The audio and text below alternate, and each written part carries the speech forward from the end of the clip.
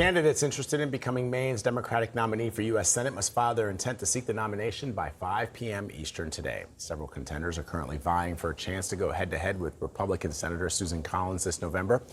Under Maine state law, a replacement must be chosen by July 27th. So let's bring in CBS News political director Fin Gomez. So Fin, as we know, Graham Plattner dropped out of the race last week. Have any frontrunners? I'm talking frontrunners now, Fin. Have they emerged to replace him? Vlad, I just got to, before we begin, I have to start off by saying je suis très désolé pour votre équipe de France. C'est très gentil, mon ami. C'est très, très gentil. But I will say this: Vamos España. They're a dominant team. They're you know what? I'm not with you on that, Fin. Just throwing it out there. I got two words for you. Jude Bellingham, okay? That's all she's okay. Every day. And my wife, all they're doing is exchanging like hot memes of Jude Bellingham. So it's really driving me and Brian crazy.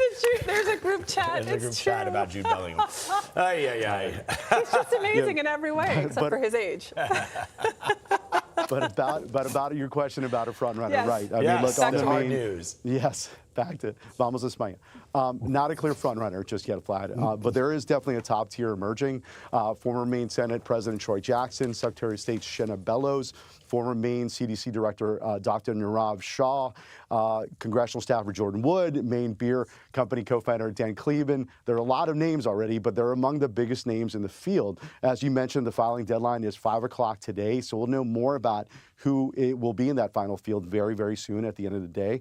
After that, this becomes less about winning over voters. Remember, this is not a primary structure, and this is going to be more about winning over Democratic convention delegates who are going to be convening to choose the nominee on July 25th. And again, whoever wins will immediately pivot to the general election and face incumbent Republican Senator Susan Collins, who's running for her 6th term. And then once the Democratic delegates pick someone, they will only have 101 days, guys, until the midterm election, which has some real parallels to how national Democrats chose Kamala Harris to be their nominee in 2024 after Joe Biden dropped out. So there's some comparisons there. There is a whiff of deja vu with that. But, Fin, I want to talk about the other big story in Maine, of course, the fatal shooting of an immigrant that Lilia reported on earlier. Susan Collins was asked about it. She addressed the fatal ICE shooting. She said the agency does need to be improved, but defended its existence. We want to play that soundbite.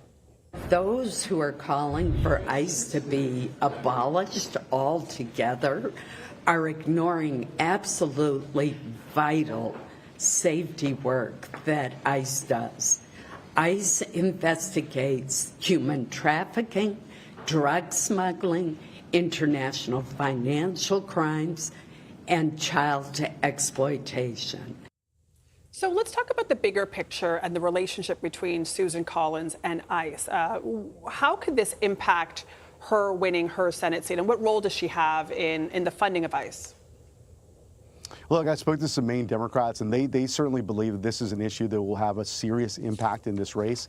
I did meet with Graham Plattner months ago, before the scandals that ended his campaign, and he told me that ICE and the deaths of the protesters that took place in states like Minnesota had a major impact with Maine voters, Adriana, and he credited that issue as a major part of his rise in that Senate race. And that was before this fatal shooting in Maine of a Colombian immigrant by ICE. But since the death of Joan Sebastian Guerrero, we've already seen several of the leading Democratic contenders show up at protests, issue statements condemning the shooting online, and in some cases directly tie Senator Collins to ICE because of her role overseeing federal funding.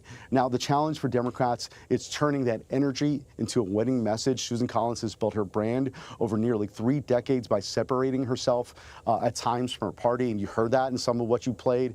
And again, she's also called for changes at ICE while defending the agency's broader mission.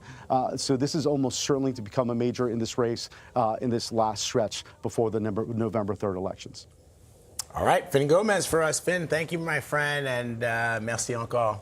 Yes, thank you for the condolences.